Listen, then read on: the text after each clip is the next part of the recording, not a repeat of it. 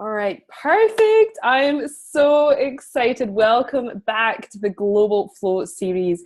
It's been incredible so far, and I'm so excited to have Julie Parker here.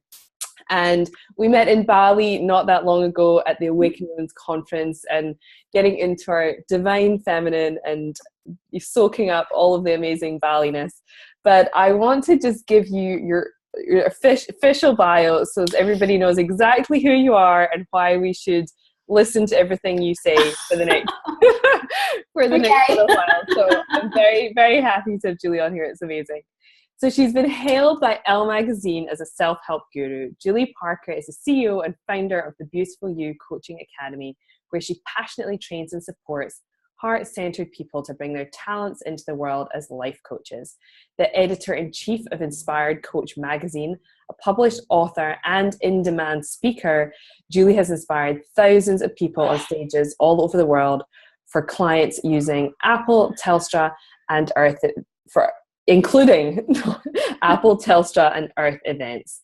Julie is a recipient of numerous leadership and women's business awards, and she appears regularly in the media, including Sunrise and The Morning Show here in Australia, as well as publications such as Cosmopolitan, Peppermint Magazine, and Sunday Life.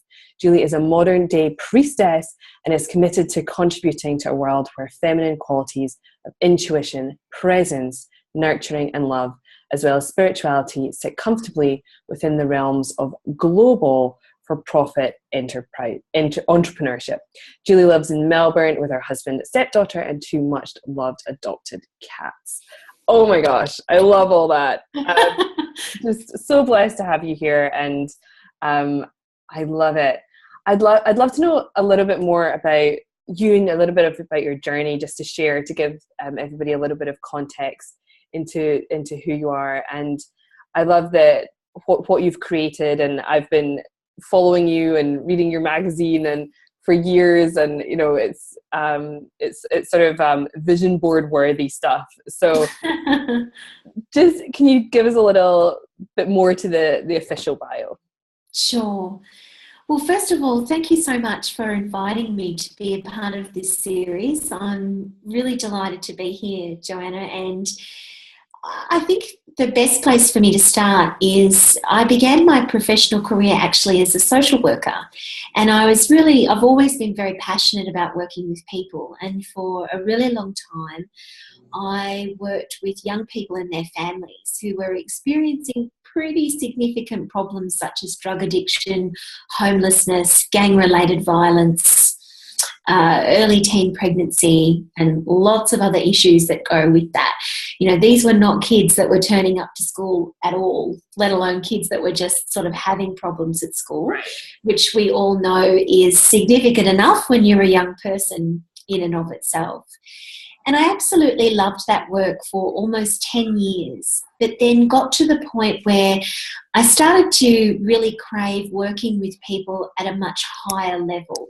You know, I wanted to be able to have conversations with people that were really uplifting and inspiring. And truth be told, I began to find that work quite heavy. And I thought to myself, I really feel like I probably need to make a change. And that's when I found coaching, which is 17 years ago now. Like when I say it like that, kind of sounds like it was maybe a few years ago.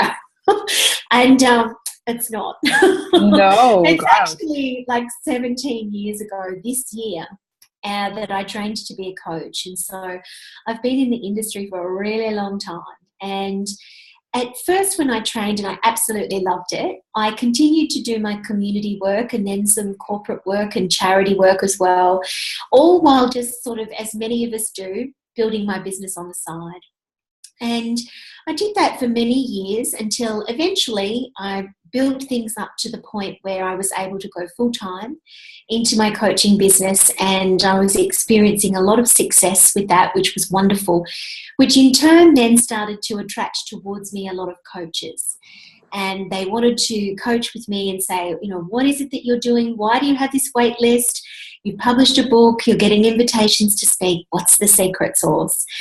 And even though it feels really truncated to say that, and it sounds very easy, and it wasn't, The next step from that was eventually starting to think and lean into the beginnings of the Beautiful You Coaching Academy, where we now train life coaches. And that was a huge step from going from a solo business owner to now this global business with employees and hundreds of trainees from around the world every year. And that brings us to the present day. So that's my life in the last 25 years in a couple of minutes. So I love it. I love it. It's so, very truncated. So much good stuff. And I've been obviously I stalked you a little bit before this, and I was listening to one of your interviews, and you actually said that the coaching industry in itself has only been around for about 20 years. And so, is that right? So you've been in it pretty much almost from the beginning. And I know Tony Robbins was very early, and he's been kind of doing it 35 years. But it keeps evolving, and I guess in its current form, it's really coming into its own. With, I feel like I didn't even know it existed. And I think that's when I started my business, I still didn't even know I was starting an online business. I thought I actually had a room where people came to see me, and that was only 3 years ago. So right, yes. Well, and when I first started coaching, that was the only way that you could see people. And sometimes if you had a very adventurous soul, then you might do phone coaching. Like, I'm literally talking over the telephone, the ones that you used to dial, like not like this dial, but the actual telephone that you picked up and put to your ear. Wow. But yeah, the coaching industry itself it's a little bit more than 20 years old. I think it's maybe about 22 years old in the form that it exists. I mean, I'm sure that if we were to completely dissect it, there have been people that have been coaching in some form or another actually for hundreds of years. I'm sure. But the actual, sort of like formal beginnings of the industry is, yes, just over 20 years old. And so I wasn't right at the very beginning, but let me tell you something, Jo, I was certainly one of those people that was at the time where people had no idea what a life coach was. And there are still people that don't know that today, but it's not as bad. Yeah. Now when you say that you're a life coach, people go, well, at least they know what one is. Or at least some kind of idea. 17 years ago, people thought you were losing it. Like when you said that, they were like, what? Like, seriously? Like, what would somebody... I know. I for real? I still get that face. I remember my sister was like, hang on, just let me get this straight. People pay to like spend the day with you? As only a sister could say. And I was like, of course. Yeah. So I love it. Yeah, it's definitely becoming more and more mainstream, I guess. But obviously we're all about flow in this summit, and I want to know, I feel like everybody I've spoken to has a slightly different definition of flow, and I'd love to know what flow means to you. Well, when I think of the word flow, I actually think of another F word, and that is, I do. I'm not going to be rude, I promise. It's okay. We're all adults, I think. I think of the word feminine, actually. Okay. Yeah. I was like, where's she going? It's like, she's just thinking, I now really regret having Julie on. Something's about to blow up. I was like, oh God. No, not at all. I actually think of the word feminine because as a woman, when I'm in my feminine and when most women are in their feminine, they're in some kind of state of flow. Because when we're in our masculine, that's not really, and we all have masculine and feminine qualities, no matter what gender we are or associate with. When we're in our masculine, it's not usual for us to be in flow. It's much more stop, start, black, white, boundaries. There's not an ease, there's not a richness of flow, a movement behind how we move or think or are going about our day. And so when I think of flow, that's what I think of. I think of being richly in my feminine, allowing things to come to me, receiving, surrendering, giving, being intuitive, all of those things that I associate with that. I really think that flow is It's a really spiritual word, actually. I think it's very connected to sacredness, or at least it is for me. Yeah. Oh my gosh, I love that. I want to ask you about each of these things. Sure. So I guess if you're not in flow, then you're not in your feminine. And for me, I had a coach when I first started out, and she used to talk about femininity and being in your feminine for about 9 months before I understood what she was actually trying to say. And I just wasn't clearly ready to hear it exactly. And it was actually the amazing Tony that finally he explained it, and I went, oh, can you just, apart from the allowing and the spiritual side and intuition, how might somebody know if they have a feminine side? Because there's a lot of, it's obviously a mainly female audience, and they're like, well, of course I'm feminine. I wear dress, I have long hair, and that was my definition of it. Sure. Can you just expand a little bit more in case anyone's hearing this the first time? Sure. Well, as I mentioned before, it doesn't matter what gender we are, male or female, or what gender we associate with. We all have feminine and masculine qualities. However, it stands to reason that when we're a woman, and I'm going to presume that most people listening to this Telesummit series are women. Yeah. It stands to reason, of course, that we have a stronger leaning and association towards our feminine qualities. And drawing beauty and feeling beautiful within ourselves and in what we wear and what we surround ourselves is a part of femininity, but it's just the surface. Popping a flower in your hair or wearing a pretty dress, those things can help make you feel feminine. There's no doubt about that.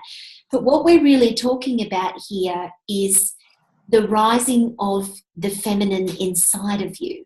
And your innate divine feminine nature, it exists in everyone. It exists in every woman. It's our birthright to feel these things and have these things and have these gifts inside of us as a woman. But for some of us, it's not as blossoming and not as blooming as it is for others. And Jo, I don't want to sort of get into a whole historical context unless you feel that we have time. But there's no wonder that it's shut down because our society today so rewards the masculine. Yeah. Do, be, get, achieve, more, higher, faster. They're very masculine qualities, very masculine contexts that we're talking about. Whereas feminine qualities that exist inside us of intuition, our own internal guidance and wisdom, nurturing, caring, moving slowly, gently, taking time to rest, particularly around times of our monthly cycle, listening to our body, and going, I need more rest today. Yeah. And then in maybe 3 or 4 days' time, when my estrogen is up again and my testosterone is firing, I'm going to be raring to go. Yeah. But we ignore these things inside of ourselves to our detriment. We burn our adrenals out. We are constantly on the go. We are mindless instead of being mindful because we're doing the ironing while driving the car, while watching the TV and scrolling through Instagram. It's impressive, though. Yeah. Oh, we are seriously impressive. Don't make any mistake about it. If there's anyone that could drive a car, do the ironing, check Instagram, and be feeding the kids, it's a woman.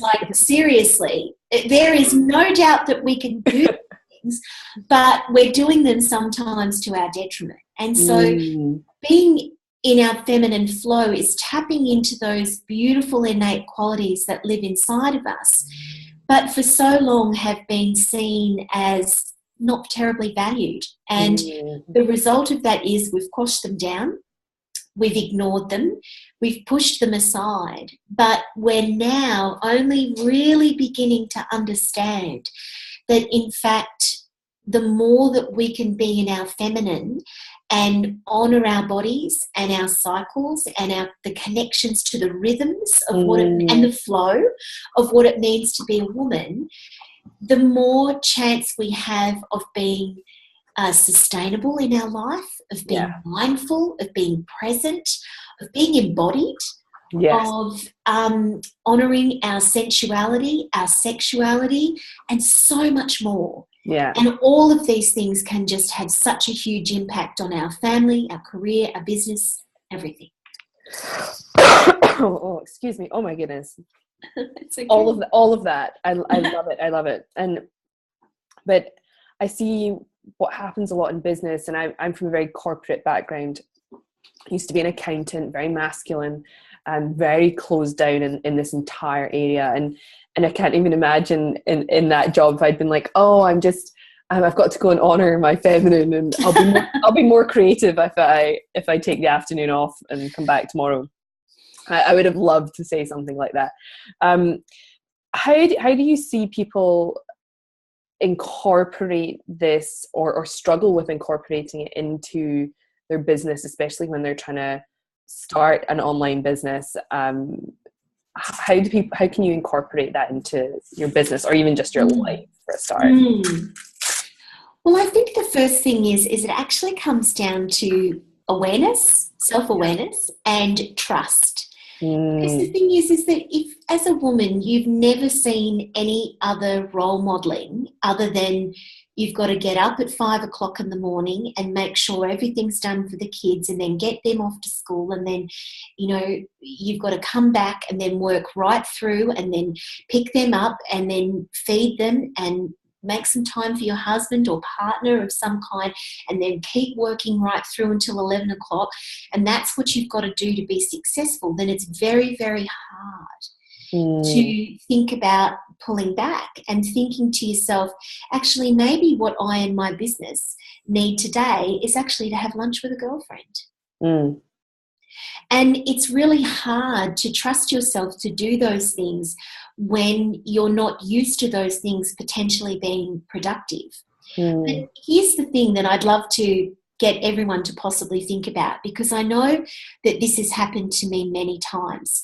How many times have we all experienced the most brilliant and wonderful idea or breakthrough that has come to us when we have been on holiday or when we have been having a long bubble bath or shower, or when we have been sitting out on the back deck for the first time in 6 weeks, just like for more than 2 minutes with a drink and just like sitting there, just getting a little bit of sun. This happens to all of us, and it's not a coincidence. Yes. It's not a coincidence. Those creative, beautiful, flowing, wonderful ideas come to you because you're not frenetic. And your brain is not fried, and your body is not fried, and your soul is not screaming for you to rest and slow down and dive into your creativity and have 1 too many champagnes with your girlfriend and knock off a few hours early and take some more time to do things and indulge yourself. And all of these things actually increase your productivity. Sometimes the best thing to do is step away from the laptop. Thank you. Permission granted by Julie. Yeah, it really is. Step away. Doing these things for yourself, as a woman, it increases your productivity. Oh my gosh. I'm writing that down. It does. And so you've got to trust yourself. Yeah. Just to do things a little differently. Slow down. Yeah. Expand. Breathe into things more. Do more things that you love on work time even. And see the shifts. It won't happen straight away, but I'm telling you, it'll happen, because this is what happens to all women when they start to really embrace this side of themselves. I love it. And I find, like, there's definitely a permission piece with this for a start, which can sometimes be the hardest thing in the first place. How do you find in business though the masculine and feminine pieces come together? Because unfortunately I'd love to drink champagne with my girlfriends all day. Of course. Yes. And I talk about them both being really important, but how do you see those two coming together in business?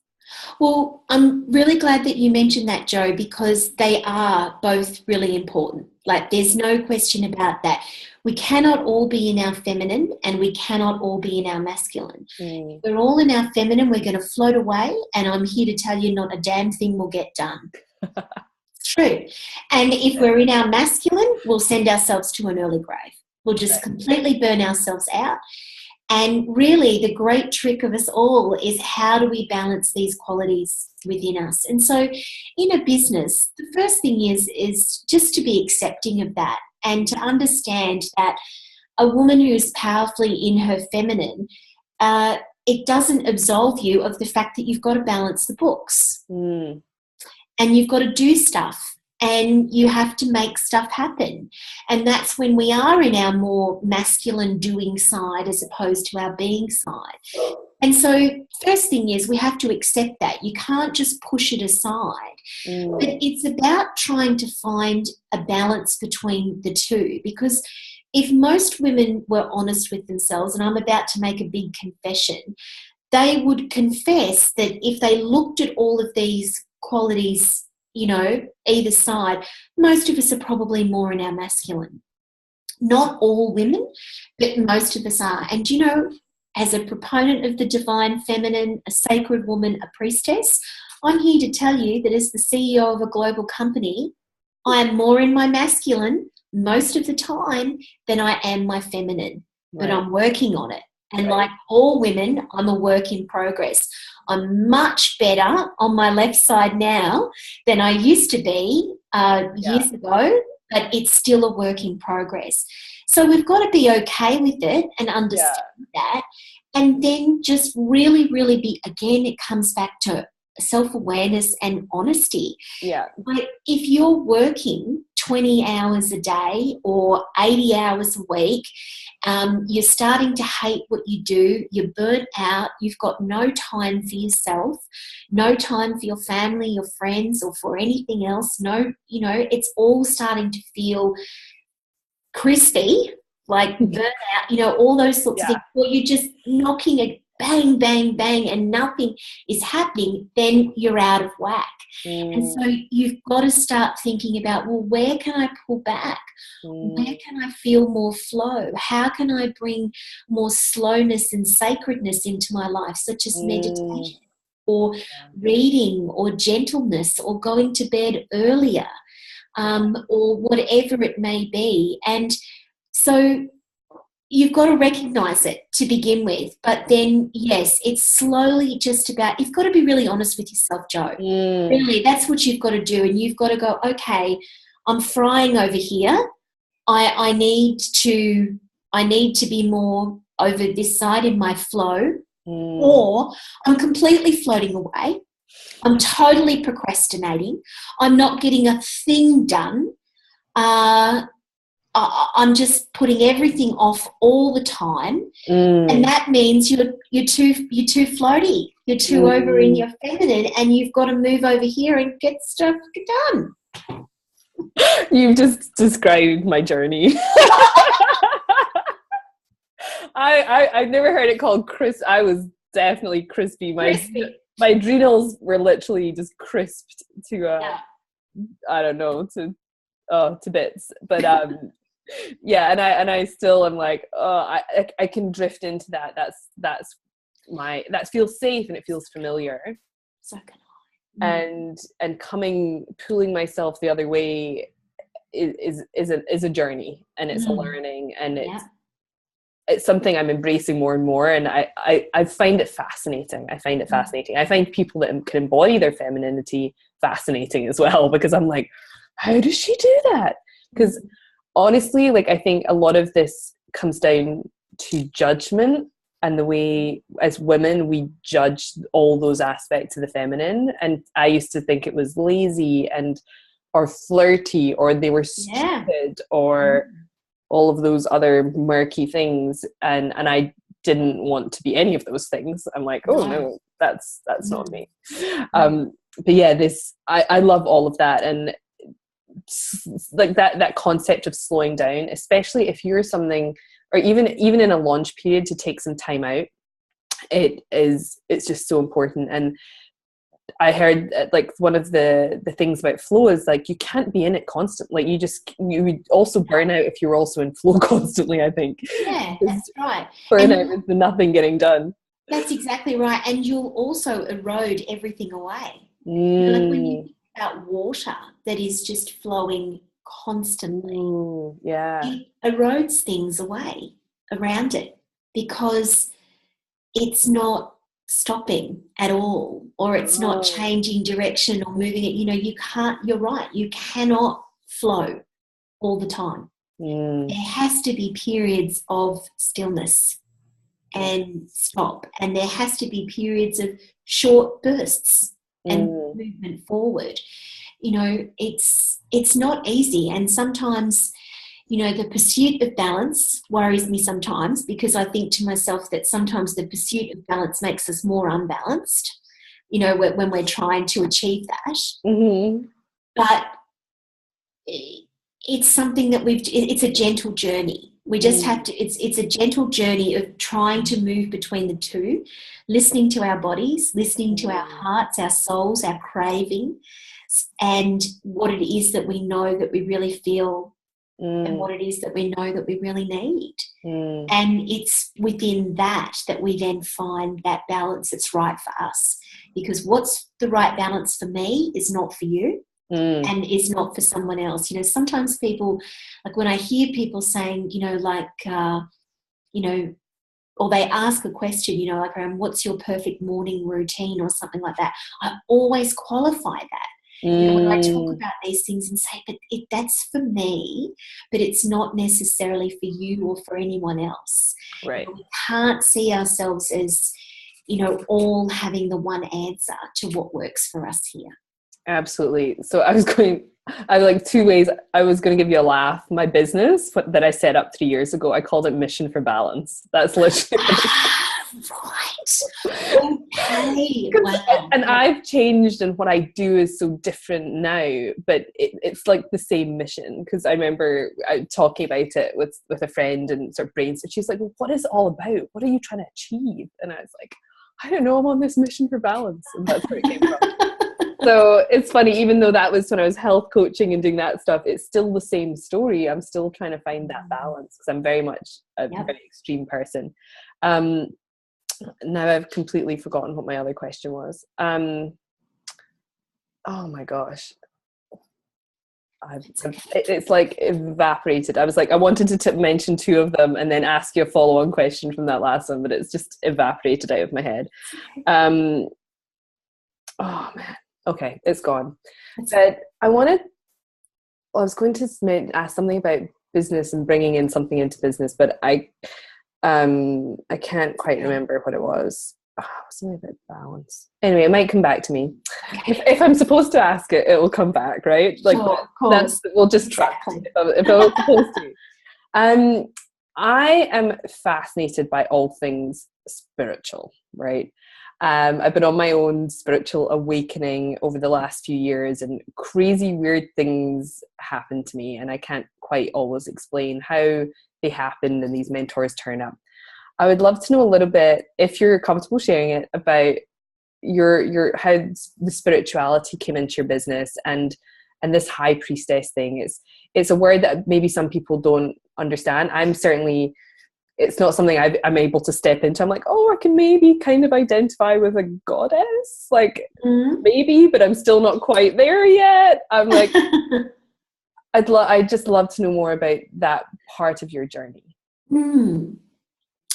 Well, I'll be honest with you and say that this part of my life and how it has come to be a part of my business and my work really has taken me a little bit by surprise. Snap.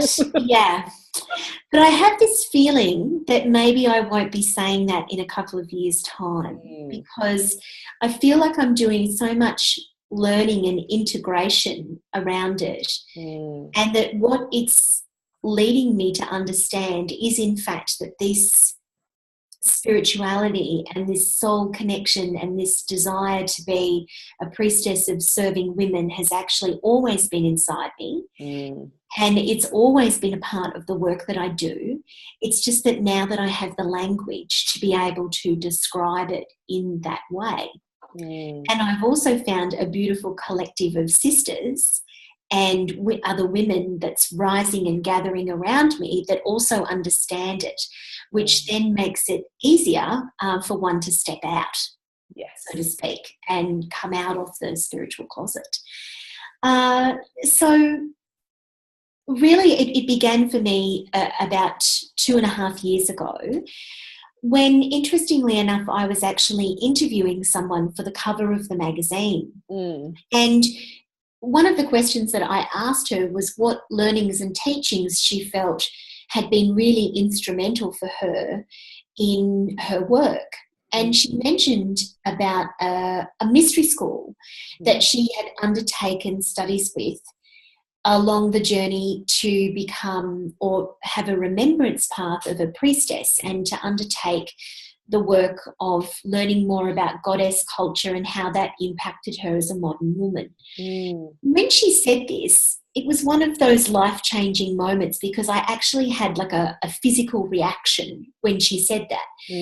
And it was significant enough that I knew that I was being called to look up what she was talking about. And so I asked her for more details after the call finished, and that's exactly what I did. And suddenly I found myself down this rabbit hole that just never ended, and I'm still down there. Right? Me too.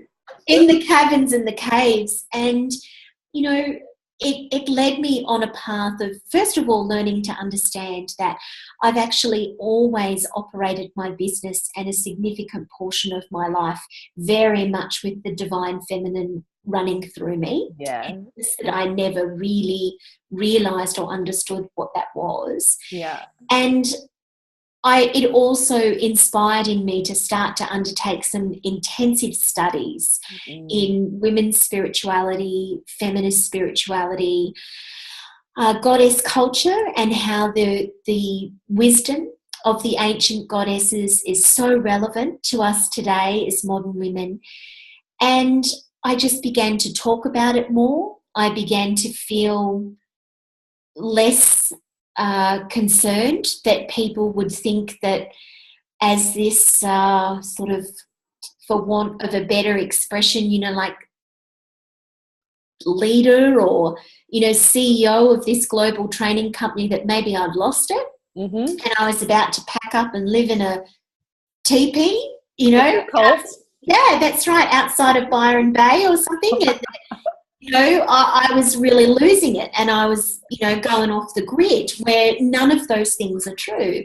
But really what's happened for me is just a complete embracing of my own feminine nature and spirituality, and really encouraging other women to not necessarily find this within themselves the way that I have. So not necessarily to take it as far as thinking about, well, I want to immerse myself in the world of the priestesshood, which is a rather serious undertaking and path, even though I think there are a lot of women who are priestesses and don't necessarily realise that they are. But rather for them just to understand and know that we all are spiritual beings. We're all here on a journey, and that it's okay to be curious about that, and it's okay to explore it.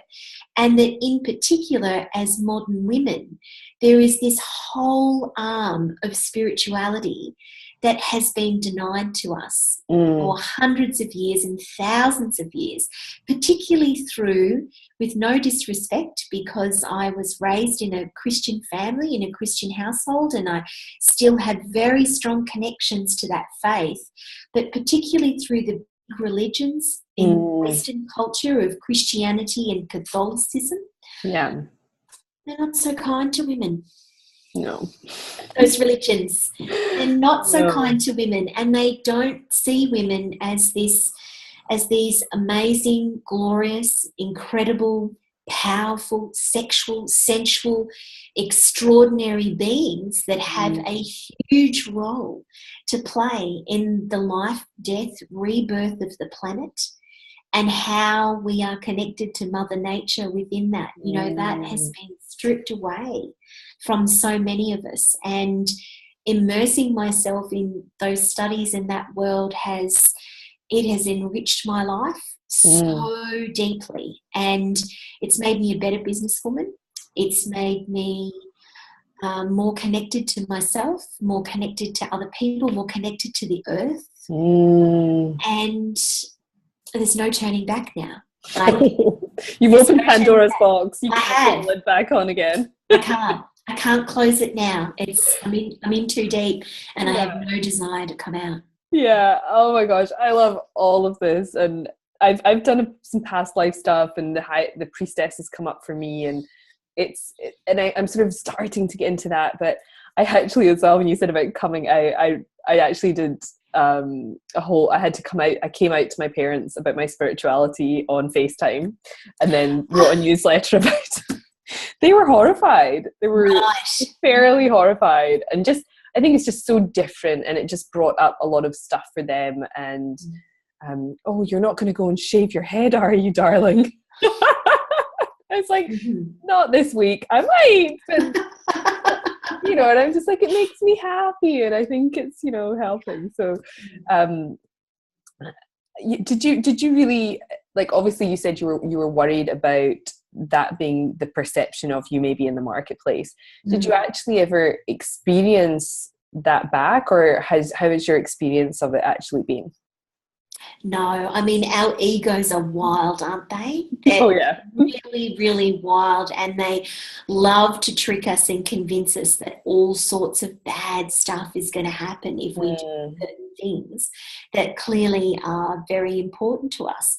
And the simple fact of the matter is that as soon as I started writing about this more, speaking about it more, you know, putting more things out there in the world, talking about everything from goddesses to, you know, holy practices, sacred practices, feminine embodiment, I've just been nothing but embraced. I love it. And by so many people that have known me and been following my work and connected to me for a really, really long time. And it just doesn't seem to have skipped a beat with anybody, or if it has, they've kept their mouths shut and they've just gone, okay, well, that's for Jules, and I wish her all the best. It's not for me. I don't understand it, and I don't want it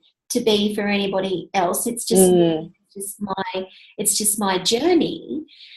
But there's certainly been nobody that's come out and said, I think you're crazy to do this. You're going to lose your business. People are going to think that you're a flake. They're going to think that you've lost it. You know, the fact is that hasn't happened at all.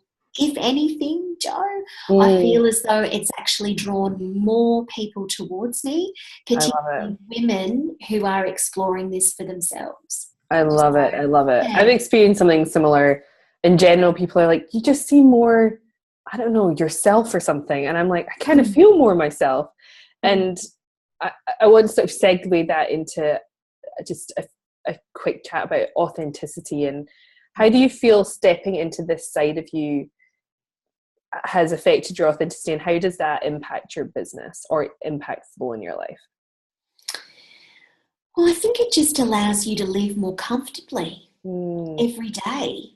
You know, I don't really feel as though I've ever hidden this side of me. Yeah. It's just that I never really made it a very big public part of what I do.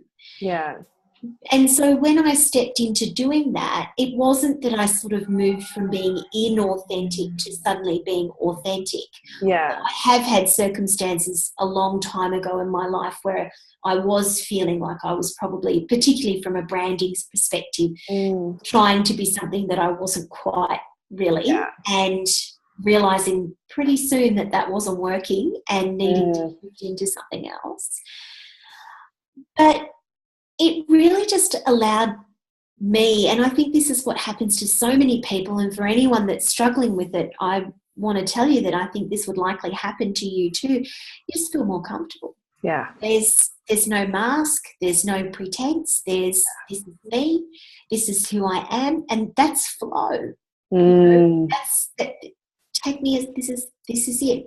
This is it. This is who I am.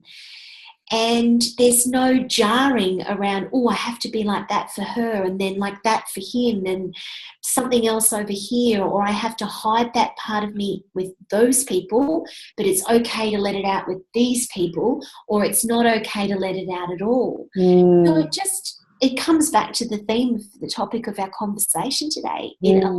Authenticity allows for more comfortability, which allows for more flow, which I feel allows for more business, more genuine client attraction, more genuine people attraction that are right for you, towards you in your life. There's nothing bad about it. No. Not a thing. I love all that. And I think there's definitely a sort of sense in the industry, or I've at least felt it, that it's very like, look at me in my perfect life, and it's all champagne and high heels. And then, you know, there's this other side of it, and we are, you know, getting on with it and either working hard, or there are the sort of crispier side of this industry as well, and the awkward conversations, or the client doesn't pay, or, you know, there's all of that stuff goes on that nobody really talks about. So I love that when you shift into that authentic place, and you're this person in life, you're the same person on stage, or the same person off stage having a cocktail. It just makes your life a whole lot easier.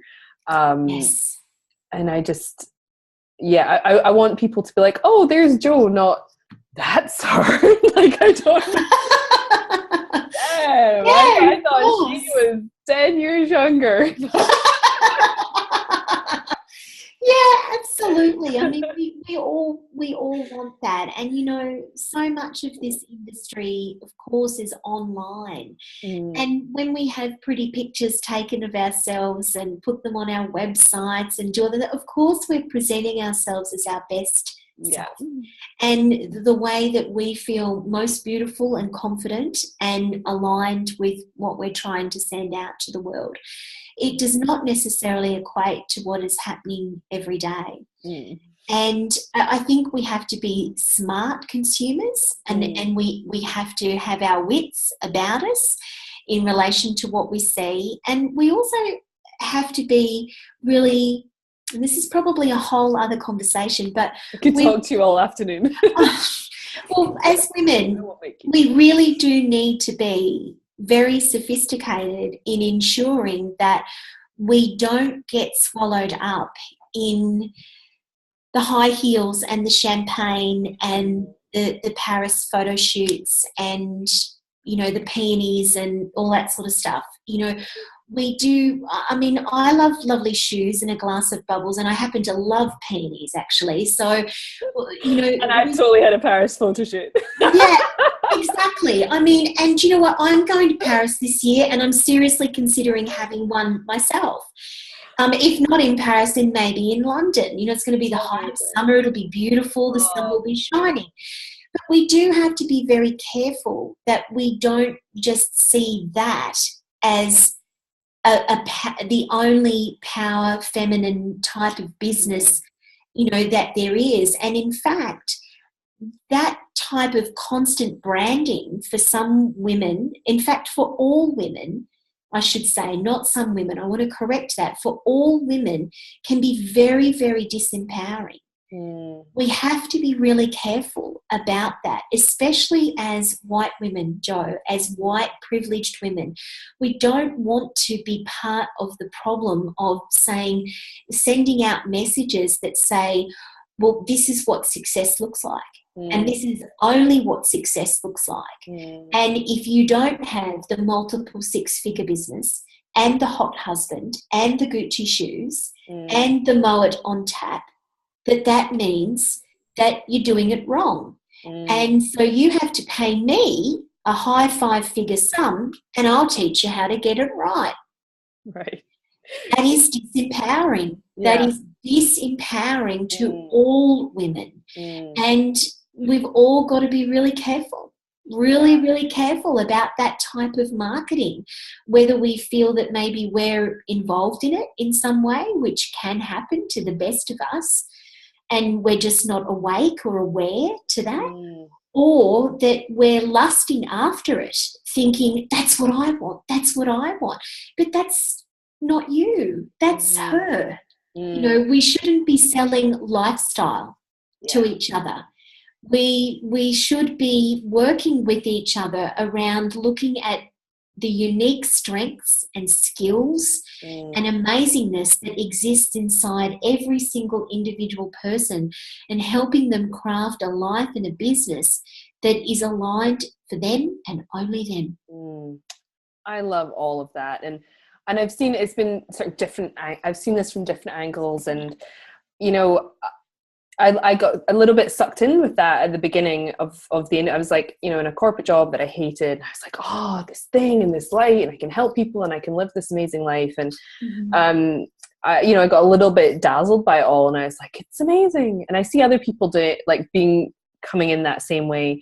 And then I think, well, if it got me in here and it started this journey and I've cracked open and I've started this spiritual awakening, and now I help other people get into alignment, and I don't do one size fits all businesses, and, you know, I've completely changed.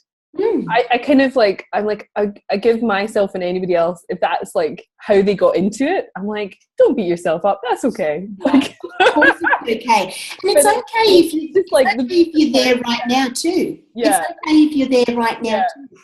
These are just things for people to think about, isn't it? It's not about tearing anybody down, particularly goddess forbid, tearing other women down. Yeah, absolutely. It's about just realising that we've got to be really careful about how we market to each other in this industry. We've got to be really careful about what real empowerment actually means. And you can't force empowerment on anyone, or you can't say, you know, this is what it is and you need to get it and then you'll be empowered. It's like it's a fire that lives inside every individual person, and they have to light it and stoke it themselves according to their own needs. Absolutely. I love that. And I think this definition of success is so warped. Like, I remember, and therefore my values were all off, because at first I was like, it's going to be about success, I'm going to be successful, and it was this, you know, and looking back, I'm like, ooh, that was a bit murky. But then the way we then define success is having all of those things and that multiple six-figure business and all the rest of it. And I was then measuring where I was to this mystical definition of success that I had, and always falling short. And so I had to redefine what the heck success was for me, which I think is such an important step for people. And it's not having $1 million business. It's, you know, and I actually said to one of my coaches, I was like, if at the end of the year I've made $1 million, but I've gained another 20 pounds, my weight's always up and down, I was like, that's not a successful year for me. I'm like, no, I can't. I'm not willing to put my body again and my health. I've learned that lesson the hard way. Yeah, great learning. Yeah. Just trying to redefine that. I'm like, that's right. And this is what it means to be more in your feminine as well. It's like, you know, you can look at that sort of thing and it looks so glamorous and feminine, but in fact, it's actually quite a masculine ideal. That's the irony of it. It's actually quite a masculine and patriarchal ideal. Yeah.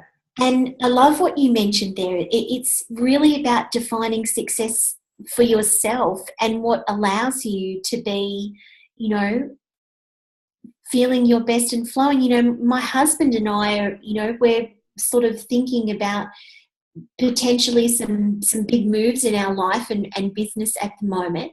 And there are options for us to go big, like real big. But every time we talk about the big options, we're both like, nah. Nah. It's not feeling it. Right? We're like, that's just not us, It's like that, yes, we would have this and this and this, but then this is going to be compromised and this is going to shift and this is going to change. And to other people, those things might seem really small, but in fact, for us, they're kind of feeling like they're part of us now and they're important, but they would not be the usual sort of markers, so to speak, of success. And so once again, awareness, trust, honesty, really getting real with yourself about what it means for you, because you know what? You can't take it with you, and you can be buried in your Gucci shoes, but you're still buried. Right. Again, I've asked people that quite a lot recently. I'm like, well, what do you actually want? Like, we don't need that version. What are we working towards for you that will give you the best life that you want and on your terms? And it's just a completely different kind of conversation. And I love that we've kind of touched on this, because I think there's so much more we could eat. Like we could go into this and probably debate it most of the afternoon. But obviously I'm so glad I've had you on here and had the opportunity to get all of your wisdom and take on this. I think it's such an important topic. I think it's going to be coming up for every woman in business. I don't think we, moving forward with where the planet's going and what's happening, you can't just do business from your head anymore. I feel like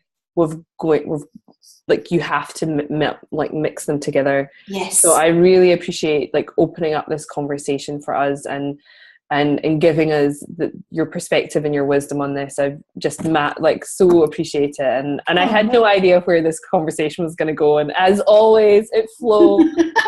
And I like that. It was exactly what it was supposed to be. That's like I'm like, oh, I'm sure my summit will just flow, fingers crossed, right? But I would love, people are probably wanting to know a bit more about you. Where is the best place? What are you working on at the moment, and where can they find you online?